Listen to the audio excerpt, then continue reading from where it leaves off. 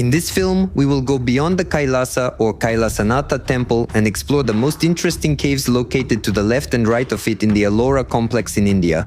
There are more than 100 sites here, carved into the hard basalt rock stretching for several kilometers, 34 of which are open to the public. The total volume of rock removed exceeds 3 million tons. Today we will walk along the entire complex to explore its farthest corners and form our own opinion about the ancient technology that was used here at least 1,000 years ago.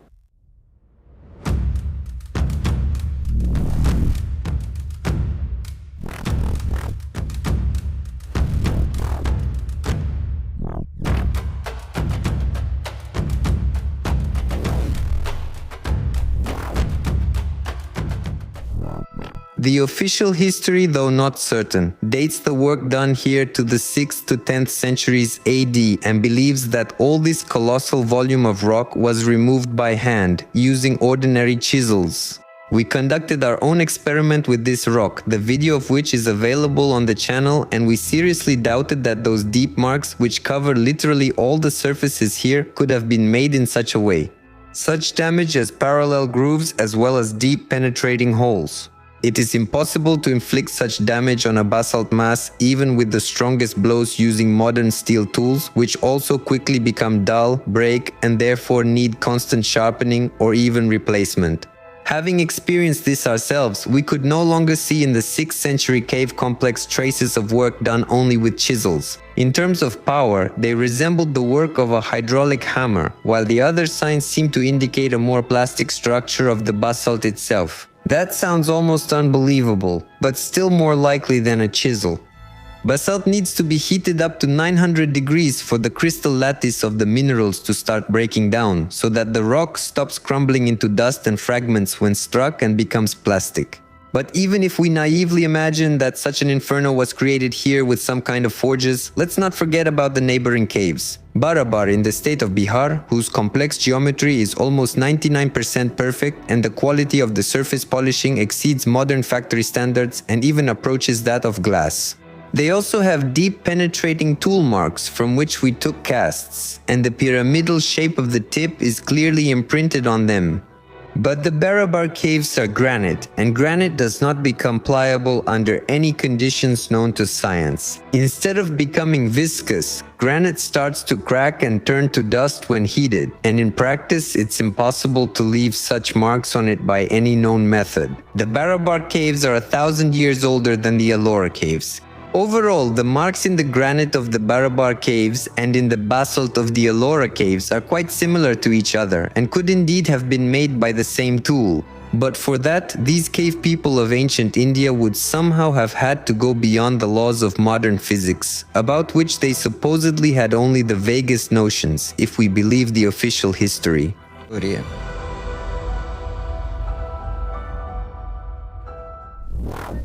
It's our second day at the Ellora Cave Complex. We arrived here early this morning just to have enough time to walk around the whole place. Because let me remind you again, it's 3 kilometers, 33 I think, huge caves. Almost all of them are massive. Some like Kailasa are especially big, but it's morning now. We're not starting there, we're starting at the far end to take a look at the ancient water system that was definitely there. All the caves were fed by a river that flowed down from this mountain in waterfalls and filled pools inside the caves. Oh, that's it, we're ready. The caves in the Ellora complex are arranged in 3 groups. 12 caves in the south are Buddhist, 17 in the center are dedicated to Hindu gods, and 5 caves to the north are Jain. And now we are heading straight to the northern end of the Ellora complex, where there is a smaller copy of the Kailasanatha temple.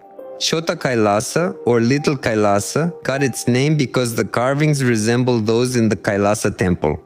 This temple, as scholars suspect, was built in the early 9th century, several decades after the completion of the Kailasa temple. However, it is dedicated to Indra, not Shiva, which places it in the Jain group of caves 30 through 34. Here, in the temple of one of the most ascetic religions in the world, there are many scenes with dancing, which has sparked debates among art historians. some of whom believe that the cave was converted from a Hindu one at a later time. Others believe that music and dance were an integral part of Jainism in the 9th century.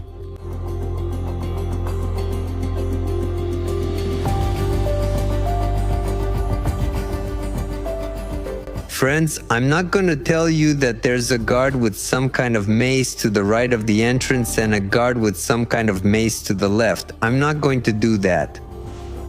We examine everything ourselves, paying attention to whether the temple is finished, the level of detail, and of course tool marks, all the ones we can find. Let's go look.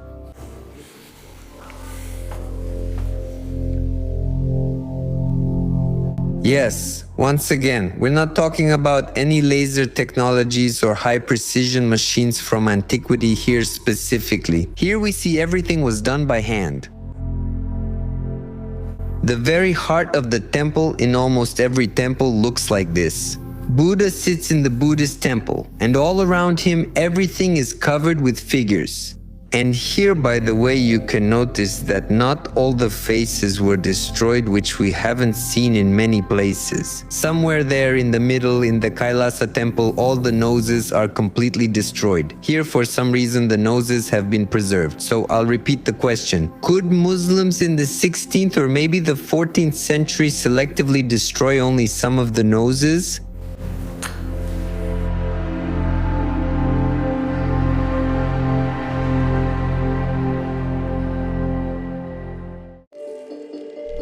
As for the scrapers, of course, a lot was said about this yesterday, but it won't hurt to repeat it. Nothing here looks as if it was worked by human hands, even by a very strong person using an iron tool, even one made of the finest steel. Everything here looks as if it was worked with modern jackhammers. That's probably it, but still, it's a slightly different technology. Yesterday we showed both the holes from these marks and the marks themselves. Now we'll see them in even more detail. I can already see them from afar. And this is going to be a bombshell. Right here. This tool made this groove. And it had stopping points. First, there's a line here that's not very deep, then here the line goes twice as deep, and here it's already really deep. And here we can see almost everything, including the profile, diameter, and cross-section. For example, this hole tells us that the width of the strip itself gives us a very accurate picture of it. Look at the characteristics of this tool. It was approximately 1.5 centimeters in diameter and had a pointed end. The length of the tool is still a question for me because I don't quite understand. It seems like it was flexible. But naturally, I can't come up with any analogies to modern ones. So, what do you think was used to work this rock? I'll tell you now, almost 1500 years ago. Write your thoughts in the comments.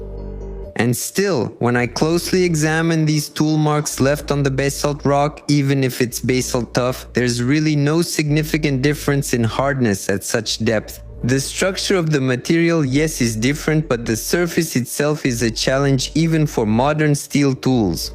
Nevertheless, I can't shake the feeling that when I look at the surface, it's as if it was once viscous or even liquid. Yes, a lot of time has passed since this rock was last worked on. The weather has left its mark on the surface everywhere. India has a harsh climate with sharp fluctuations. What suggests that the material here may have been viscous? We see quite smooth, continuous surfaces that look as if they were made in one go. And at the very least, the movement of the tool tip was quite steady. They penetrated into the rock, into the thickness of the basalt, quite deeply and without any significant difficulties. These slanted stripes that we can clearly see are nothing other than the trace left by the very tip of this remarkable tool. It didn't strike, but rather rolled here, almost as if on something soft, and then pressed down into this little hollow.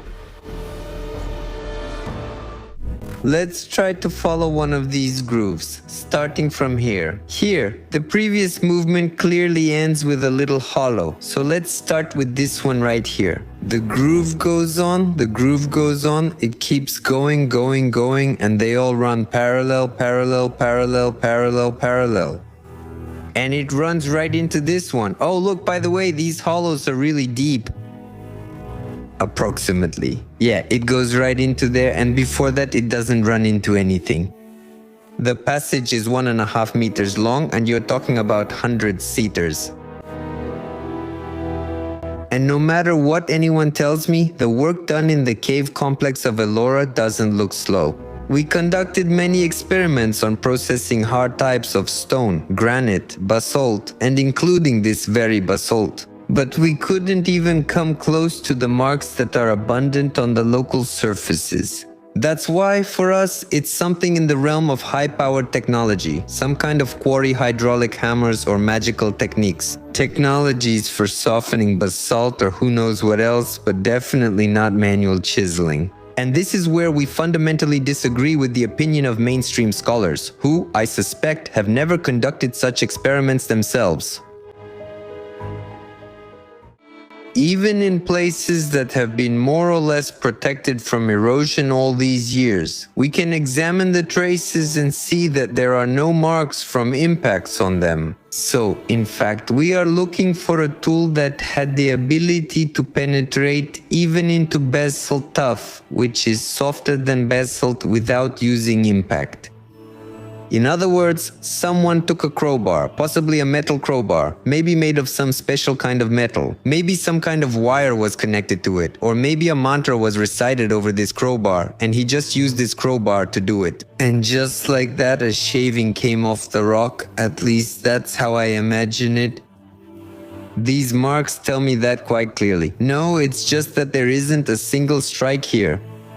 Here, the tool got stuck. You see, it got stuck and even pushed out a bit of material, as if the tip went in here and squeezed out some of the material. So, we can't imagine that the basalt was soft, which means, again, we come back to the idea that the tool had the ability to soften hard rock. But how it could have been softened, that's already at the level of molecular transformations. Here I'm at a loss, help me out, write in the comments. And basalt in the Deccan Traps, by the way, was last soft about 66 million years ago, when all the dinosaurs on this planet died, and it was soft for a very short time. At the surface, it takes hours to cool, but inside, it's at most months or years. Inside the flows, the temperature didn't drop from 1200 degrees, which is extremely important for the fluidity of basalt. And as soon as the basalt cooled, it immediately gained its current hardness, equal to 6 or 7 on the Mohs scale, exceeding almost any metals and their alloys, and equal to the best grades of steel of the 21st century. And after solidification, the process of erosion, weathering, and destruction of the surface layer by atmospheric processes and water flows immediately began. This entire period, as stated by official science, is 66 million years of precipitation, winds, temperature fluctuations, and so on. That's why it's so important where exactly you conduct experiments with the hardness of stone and the rate of removal. We know for sure that scientists have developed protocols for conducting the most accurate tests possible. But unfortunately, mistakes often creep into them, which sometimes drastically affect the results and raise doubts about the competence of the organizers. A great example of this is the experiment conducted by a team of European scientists at the Aswan quarry in Egypt, where the goal was to determine the rate at which granite could be worked using a stone hammer or cobblestone.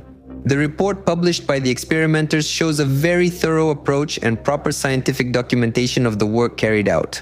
Everything is very clear and well illustrated. We know the number of frames shot, the number of blows with the cobblestone per minute, and the specifications of the computer used to build the photogrammetric model. The scientists made only one mistake. For the experiment, they chose that very unique stone that we showed in the film, broke with our fingers, and rightfully called a fake. because they checked and made sure that its strength characteristics do not match the stone that ancient builders used to create any artifacts. Fragments of rock with similar defects are found not only in Egypt, near Vyborg in the Leningrad region, where according to official history monoliths were quarried for St. Isaac's Cathedral, we saw the same thing.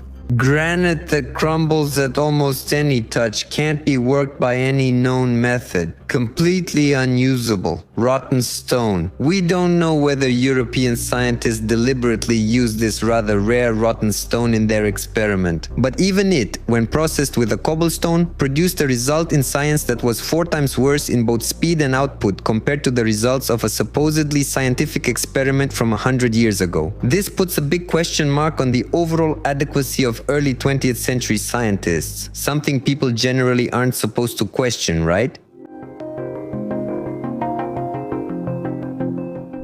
And of course, let's state another fact. The temple was not finished. In my opinion, it wasn't even close to being finished. That is, here we see half of a balcony, which also, in my opinion, is unfinished. There's still a huge amount of decoration missing here. But here, it hasn't even been started yet. Only the basic shape has been carved out of the rock, so it's completely asymmetrical. The columns below are unfinished. The temple itself, show the door portico. The door portico. On one side it's finished, all the statues are completed, but on the other side it's unfinished. And that's the case all around the perimeter. Wherever we look, we can see that the work was simply abandoned. So what could have made people who understand this isn't like molding a little turd out of modeling clay? This is a very, very complex, very long-term project that required the involvement of a huge number of top-notch specialists for that era, I suspect. That's if we look at everything in terms of official history. And what could have made people abandon their work? Throughout this entire vast geographical distance from Turkey, where we also saw abandoned work in the giant temple of Didyma, for example, well, we've seen a lot of unfinished work. And here I suspect that the simplest answer is a cataclysm. Naturally, you can keep forcing all the other explanations forever, saying one thing got in the way here and something else there. But in fact, we see that all over the planet, in a large number of ancient cities, there is a huge amount of very important and complex unfinished structures.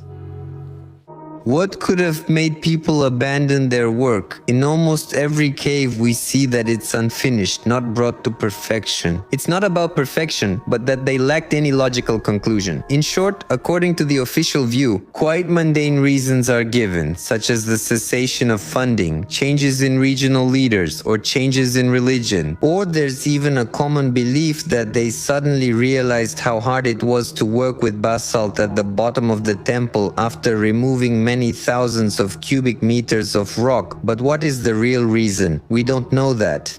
All we know is that a huge amount was abandoned. The number given is over 1,100 different objects that were left unfinished. All these objects are attributed to different periods of construction, and practically none of them were continued or completed over the hundreds or even thousands of years of their existence in one of the most religious countries on this planet. I think the reason these projects were abandoned is far more interesting. It seems to me that the tools and technologies that allowed the work to be done quickly enough disappeared, so that it didn't turn into some kind of hellish process, which is undoubtedly how it looks today. It's hard to imagine today that this work is being done by craftsmen and not slaves. It's hardly possible because the productivity is practically zero, and it would require huge periods of continuous, extremely hard and dangerous work, during which undoubtedly many professional craftsmen would suffer, get injured, and die. This is exactly why I believe that from ancient times until now, no one has even tried to recreate or somehow complete these undoubtedly magnificent works of art.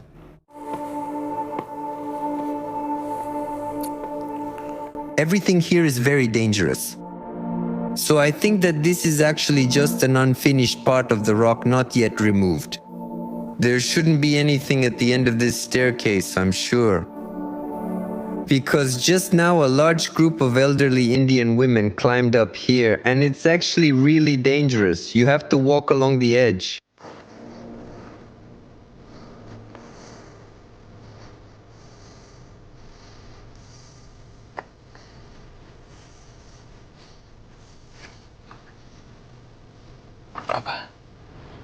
And here is the exit to the roof.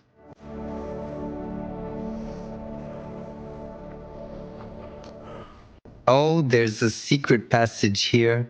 See? For Lilliputians. We've already seen the Lilliputians. They're present here on almost all the bas-reliefs. There are giants, some who reach their waist, others who reach those people's waists, and even more who reach the waists of those. Maybe there are even smaller ones. In general, it's an incredible variety of different organisms of various heights. This height is clearly abnormal.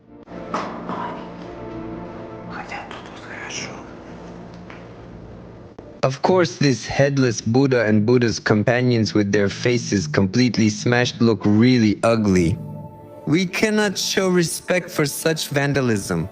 And here I want to say that although the statues themselves are all fully finished, nevertheless they were once covered with plaster. And what you see here in purple is most likely a protective layer applied by restorers to prevent the plaster from peeling off further. So to speak, they sealed it. And this is the plaster itself, which was applied to fully prepared surfaces. Look, all these stone balls have been worked and they stick out from under the plaster. And this is how they looked with the plaster already applied. And here we realize that, damn, half of the artistic value of the work is simply destroyed right away by applying this plaster. Seriously, why? That's what bothers me the most. So do you think that the authors of this magnificent work themselves applied the plaster, or was it done later by someone else, someone still friendly, who didn't tear off the heads yet? And here, by the way, friends, you can hear a really fantastic bass sound, apparently because the walls of this upper roof structure are thin. And yet this is a stone structure without any cracks. Just check it out.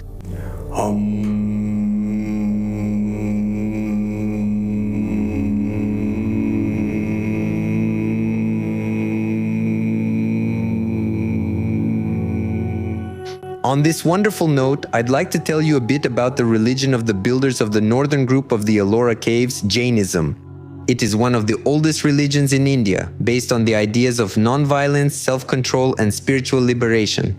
The main goal for a person in Jainism is to break free from the endless cycle of rebirth, samsara, through inner transformation of consciousness. Enlightened teachers who have managed to follow this path and show it to others are called Tirthankaras in Jainism. This is a savior and the supreme preacher of the Dharma, the righteous path. The word Tirthankara means the founder of a tirtha, a crossing over samsara, the sea of endless births and deaths. Having realized the true nature of the self or soul, the Tirthankara attains Kavala Jnana, omniscience. The Tirthankara serves as a bridge by which others can cross from samsara to moksha, liberation. In Jain cosmology, the wheel of time is divided into two halves.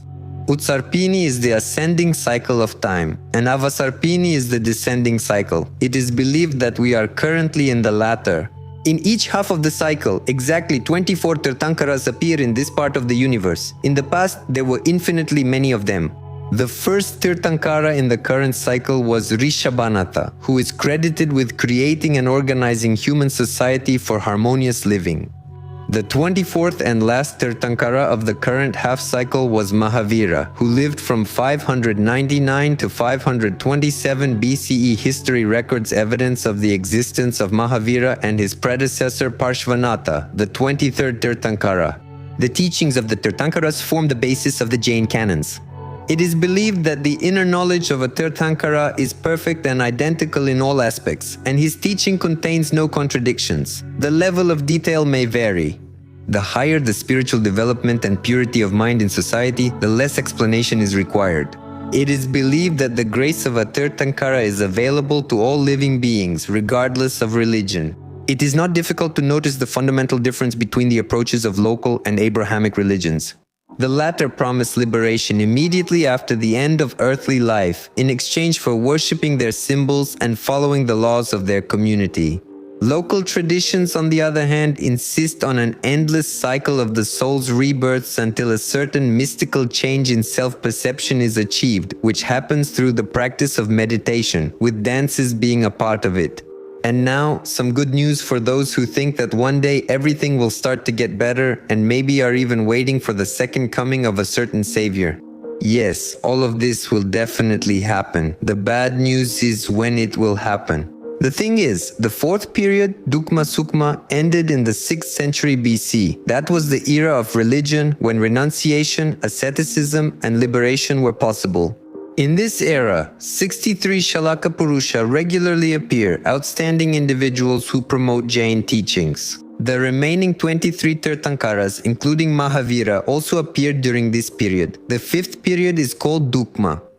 According to Jain texts, we are currently living in this period, which began 3 years and 8.5 months after the liberation of the 24th Tirthankara, Mahavira. This period began in 525 BCE and will end in the year 20,476 CE. As of 2026 exactly, 2,550 years have passed and there are still 18,450 years remaining. An interesting coincidence is that it was in 525 BCE that the 26th dynasty of Egyptian pharaohs, which saw itself as belonging to the native rulers and communities, ceased to exist. They consciously imitated the art and culture of the most ancient kingdom. In the Battle of Pelusium, the Persians defeated the army of Pharaoh Psamtik III, after which the capital Memphis was captured. Herodotus described the new Persian pharaoh Cambyses II as a cruel tyrant who killed the sacred bull Apis and mocked Egyptian customs. It was with him that our Wheel of Time period began. This is an era of suffering and decline, in which the average height of people is about 6 feet and the lifespan does not exceed 125 years. Liberation is impossible, although people continue to practice religion in weakened and simplified forms. By the end of this era, even the Jain religion will disappear, only to reappear with the arrival of the first Tirthankara in the next cycle. After that, the 6th period Dukma will begin. And this will be an era of extreme suffering and sorrow in which any religious practice will become impossible. In this era, people will live no more than 20 years and will be only 1 or 2 cubits tall. This trend will only begin to change with the start of the Utsarpini cycle. So, according to the most ancient Jain scriptures, things will keep getting worse and worse for almost 40,000 more years. And then, slowly but surely, a new turn in the spiral of time will begin. And in another 40,000 years, we'll find ourselves at the same point as we are now, but with a trend toward improvement. And until the arrival of the next savior, there are exactly 81,450 years left. Friends, the sun is approaching its zenith. Soon it will really start to kill us, so before that happens, we need to make it in time.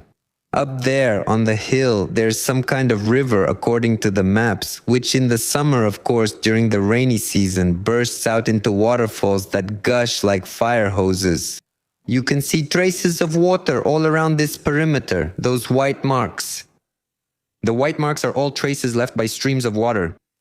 And here in the summer, when everything is flowing. But even now, in the dry season, it's March now, and there hasn't been any rain for several months, there's still water there, and we definitely need to check out this place. Perhaps it's somehow very closely connected to the true purpose of these temples, if of course there is one at all.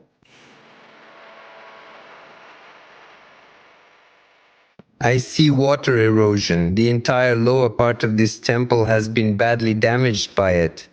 That is, the water stood right up to these white marks. And not only did it stand there, but it was also actively moving because it washed out quite a significant chunk of this monolith. And naturally, this must have been happening all around the perimeter. So the water level was right here. Look, do you see the difference?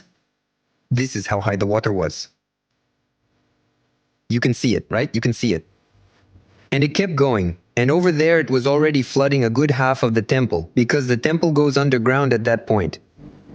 Well, yes, basically, it all makes sense. Because there's a ton of water here in the summer, my friends. We will definitely try to come here sometime just to show you this incomparable, stunning beauty. Yes, it was flooded like this. Almost the whole thing. And it's very clearly visible it was flooded for a very long time. For a really long time. I think it wasn't 10 years or 50, but much longer than that. Here's the water level. Here it is, do you see? It runs across all the statues. And here the water was moving. It wasn't just standing still, it completely erased the image. And apparently all of it flowed out right here. So there was a real flood. And here there was already water pooled right up to the edge, and from the edge it was still draining, further over there. A huge puddle was just sitting here. Oh, alright, what? Oh, a path, right? Is it far? You don't remember around here? Yes. Great.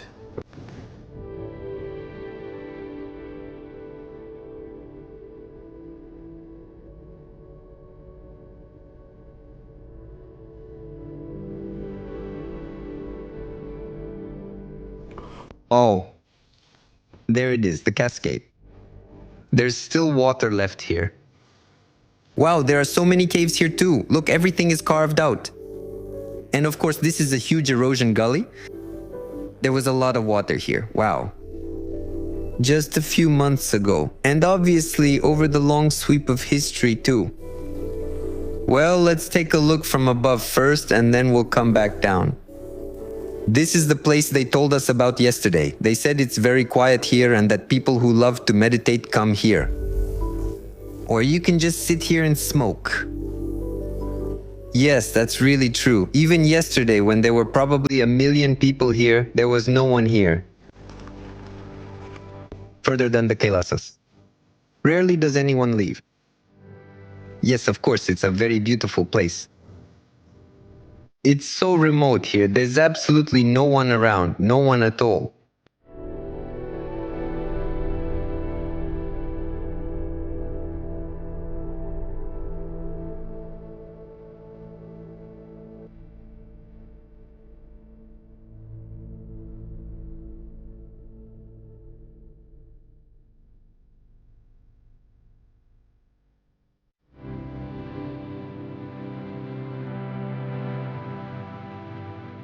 There are fry swimming around. I've always wondered how they appear in puddles.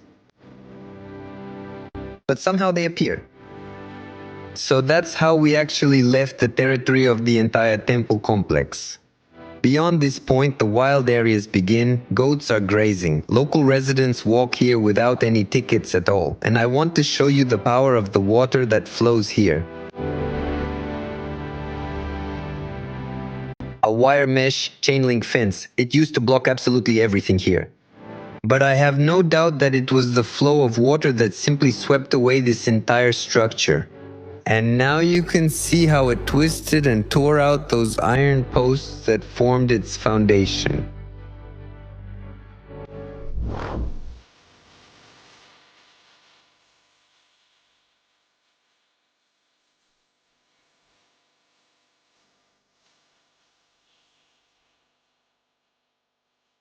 Well, we've reached where? Somewhere. And on the satellite image, it looks like another couple of Kailasa temples. Like Kailasa. And now we're already making our way inside the rock, and here, oh my god, it just keeps going. And you said if something happens, we'll film it.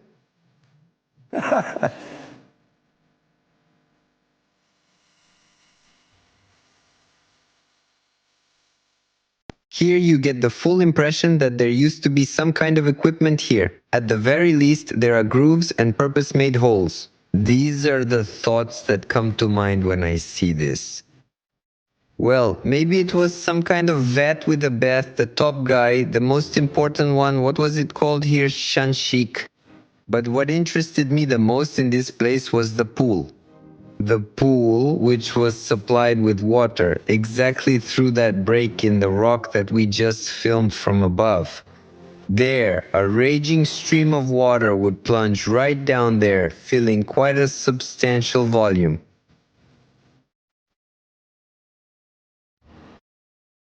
The volume, well, it doesn't matter. There was a partition here, apparently a removable plug, so everything could flow out. Also, here's another one, look. Similar, but not exactly identical. But very similar. Yes, and this one right here, this was definitely intended as a pool and has always been a pool. You could go down here using the stairs like this. And here I am already waist deep in water, and now I'm up to my neck because we can still easily see the water level. How high it was, and all the water flowed over there. Right through this passage. And what was here? Well, first of all, these amazing hollows in the rock again, which I will tirelessly keep showing you. And I'll keep expressing my disbelief that anyone ever thought all this was carved out with a pickaxe. When, in my opinion, it's absolutely obvious that this isn't the case. And it's interesting what was here. You could swim in here. Just like that. This is how high the water level was. And this water stood here for a long time. And here, what is this? Some kind of island? Yeah, listen, you could just sit here waist deep in the water and just hang out. Basically, everything here is really made for pleasure, for comfort, and it's done well, with knowledge of all the necessary sciences. I'm water, and I'm flowing out of this pool right now.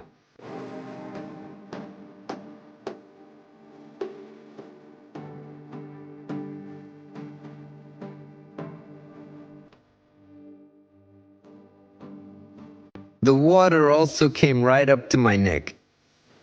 Some columns are missing and they're completely gone. They're very seriously damaged. And we're flowing out from here.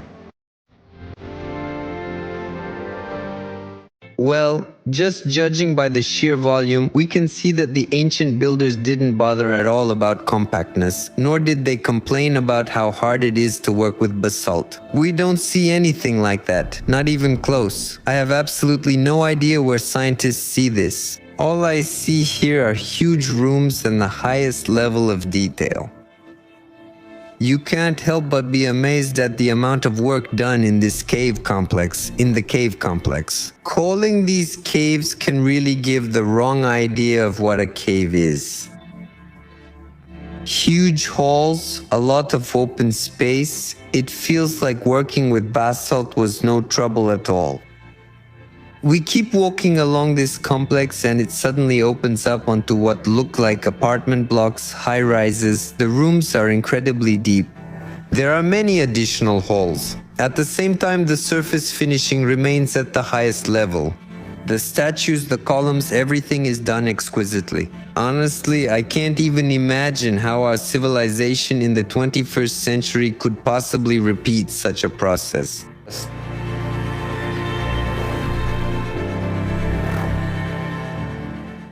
Friends, we've already been on our feet for 5 hours. 5 hours walking around Ellora, Maharashtra, and I think this will be the last temple because we haven't even covered half of it yet, but that's to the right in the other direction. We were already at this temple yesterday, just for a little bit, but I really wanted to show you how exactly all these ancient caves were built. You probably have your own version, but now that version is going to be completely destroyed. Well, let's start with the fact that as we approach the temple, we see a quarry and nothing else. This entire quarry has been dug up by some kind of miracle tool. Let me remind you that this is basalt tough, most likely, but it's also a very hard material. It's not as hard as basalt, but we'll definitely test its real hardness somewhere safe soon. Here it is. Look at this luxurious wall, which supposedly someone was working on with primitive tools about 1300 years ago. And then the person didn't stop, and using those same primitive tools, went deeper into the rock, leaving behind this magnificent work stone. And let's go inside as soon as possible, because this temple is absolutely unfinished inside. It is very different from all the others, because here you can see, hello sir. Here you can see magnificent, without exaggeration, carved columns, fully completed and already badly damaged by severe erosion. Because this really was a very long time ago. Here we can see the entire process of the temple's construction. First, we find the fully completed columns. All the details are finished. Next, there is just a blank. It hasn't been finished in any way yet. And here inside, the column has just started to emerge from the rock. Beyond that, it's just a solid rock mass. And at this moment, we realized that something incredibly important distracted the builders from this sacred and very complex task. They were simply gone from here, and most likely they never came back. What could it have been? I think it was something big, something serious, most likely a catastrophe. Well, catastrophe or not, but I think it's a catastrophe to see traces of some chisels and gouges here. And I will repeat this as many times as necessary until all participants in these discussions fully understand. Because what you see behind me in these shots has nothing to do with manual work using a chisel. Yes, indeed, it does have some similarities to this process. But if we try to repeat it, we will never achieve similar results using hand tools. And that's a fact that everyone will have to accept sooner or later. The strength characteristics of basalt simply won't allow us to penetrate it to such a depth as they supposedly allowed the builders to do in the 78th century AD. What happened during this time that changed the process and approach so much? We don't know that. But we know one thing. We need a new hypothesis, a new concept. The conventional view doesn't fit the local structures. At this moment, there isn't a single video that shows us that such marks can be made with any hand tool that a person could hold. And that's a problem. These marks on the ceiling, we understand that you can't really swing a hammer upwards with full force from below. At the very least, you can't create the same amount of force like that. And these marks have all the signs of work done on soft stone. Well, absolutely everything, both smoothness and parallelism. And we've already shown how a fork on warm butter leaves about the same marks. And what's interesting, by the way, is that you'll never see any grooves on the floor. Here there are only dimples.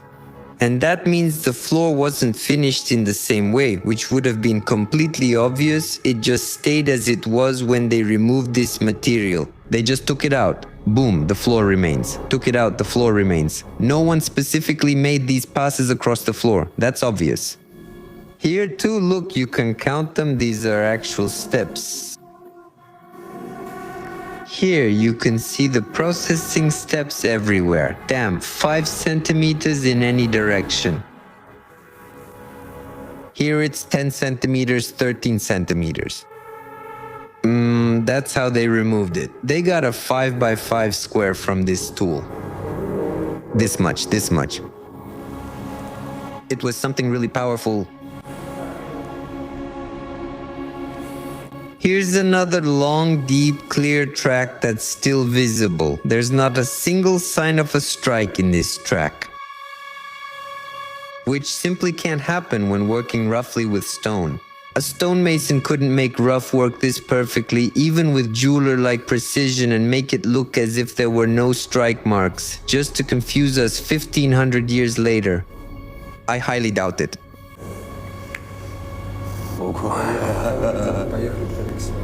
Wow, and I wanted to say, friends, right now I'm sitting on a basalt floor. Next to me is a basalt wall, and we're actually in a basalt cave.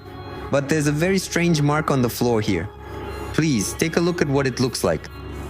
It's absolutely smooth. At the same time, it really looks like there used to be something here. Then it was removed from here and voila. So are we looking at liquid basalt rock that has solidified? Or what? And after lunch, we came back refreshed. We had 6 cups of masala chai each. We loaded up on all sorts of sugary stuff and coke, and now we're ready to finish this day.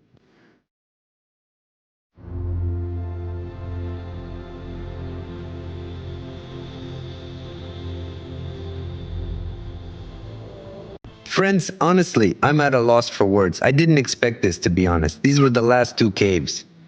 And when you think you've seen it all, you suddenly crawl through this narrow passage in a huge stone wall, and then bam bam. How high is it? About 10 meters, since the arches are that tall.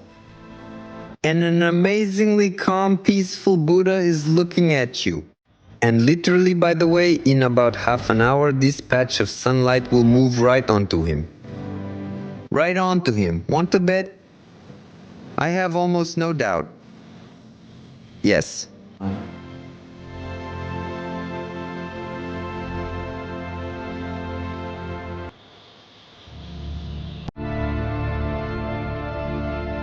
Where is it? Where is it located? Cave number 8. Ah, here's the road to the caves from the 1st to the 6th. They told me about the 5th one. That's probably the 5th one over there.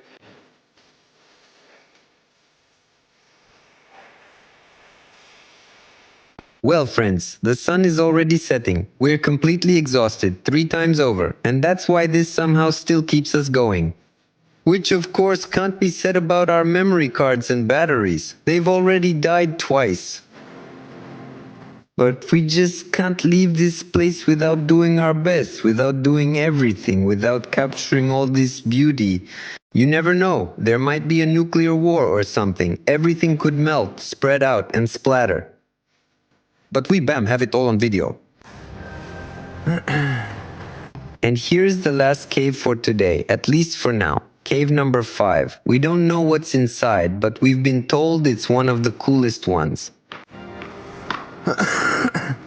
Right away, we see our donut-shaped holes all over the floor, or more precisely, the marks left by the tool they used for working the stone. It's all here, wow. Listen, this is mortar. This is mortar. This column has been restored. Yes. It's all coated just around the perimeter. Or not. Yeah, look, this is mortar and this isn't. Or am I just seeing things? I'm just seeing things. This isn't mortar. It's real. Look, it's a stone like this. Ah, here it really looks like it's mixed, but no, that's just how the rock is. 100%. The rock just changes a bit as you go along. And here it actually looks just like concrete, but nevertheless, it's been worked very well, by the way. One of the best finishes, but it's also not completed. It's not finished at all. Look at this. And this is real. It's not covered up. It's not finished. Wow.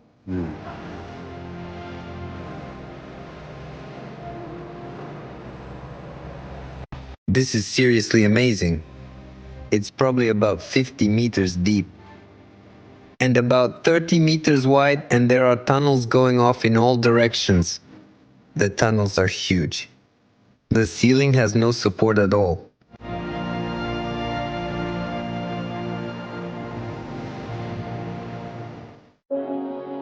Look, and this is just a room. Just plain, with nothing at all. An equipment storage room. Or what, not a single statue. Look, the door was ripped clean out. Well, a passage.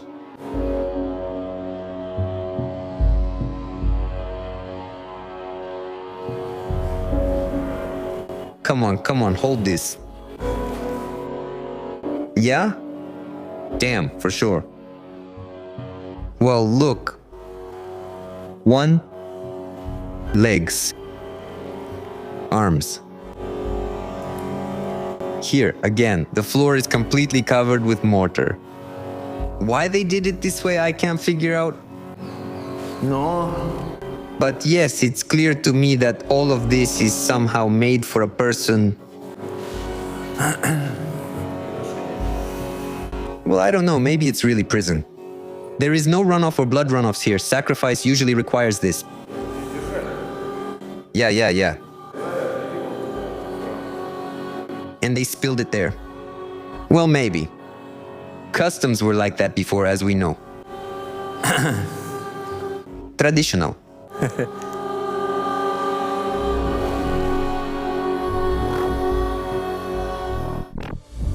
On the southern side, the Ellora complex begins with 12 Buddhist caves.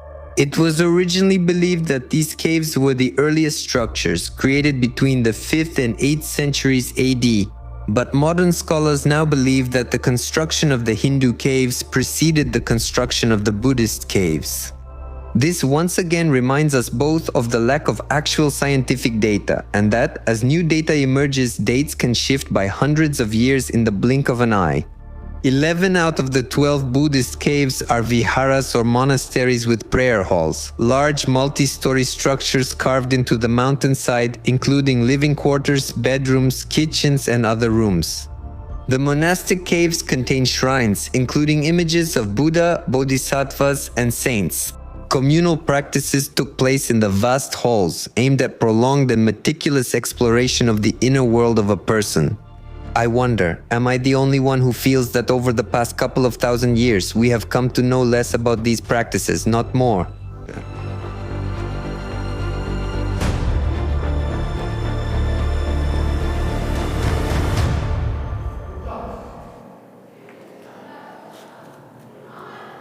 Look, this is a chisel mark. See? Tuk tuk tuk tuk tuk. The ridges show up as notches, that's how they chipped it off.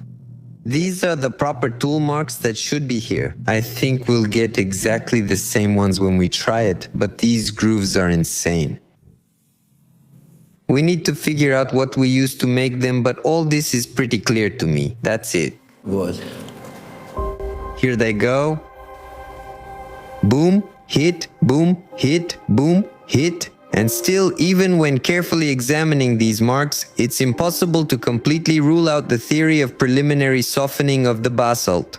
We weren't able to leave similar marks from the tip of the tool on this rock during our experiment. When struck with an iron chisel, basalt breaks into tiny fragments, dust and chips, and to form a dent, it would require metal. To make it pliable, which is achieved by heating it to a temperature of at least 900 degrees Celsius, there is nothing similar to the damage caused to the statues by Vandals at the end of the 17th century either, who in 1682, by order of Aurangzeb, the most powerful ruler of the Mughal Empire, tried to destroy these ancient shrines, but in the end were only able to damage the faces and break off the limbs of some statues. There were no dents or any other signs of the material being pliable, just like in our experiment. I would even suggest that after many hours of furious hammering and attempts, there were no dents or any other signs of the material being pliable, just like in our experiment. I would even suggest that after many hours of furious hammering and attempts, the Aurangzeb's shrine destroyers were also amazed by the ancient techniques of the builders, who had managed at least 1,000 years before the 17th century to build what they could not destroy.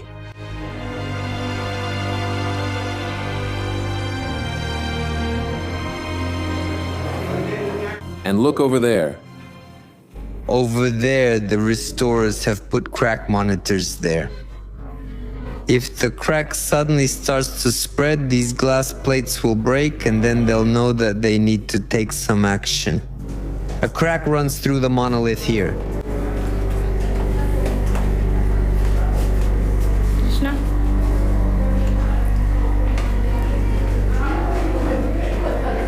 Yeah, well, actually we can see that the cave itself was made using all kinds of tools.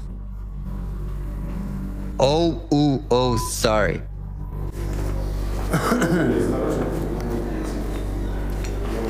Really deep. These are the kind of marks I'm sure we'll leave on this stone with our super hardened pickaxe. And I'm not advocating for any kind of super advanced technology here, dear friends. I'm more in favor of a proper understanding of this story, into which so much effort and resources were invested in the past because it was so important to people. You'd agree it's unlikely it was all just fiction, right?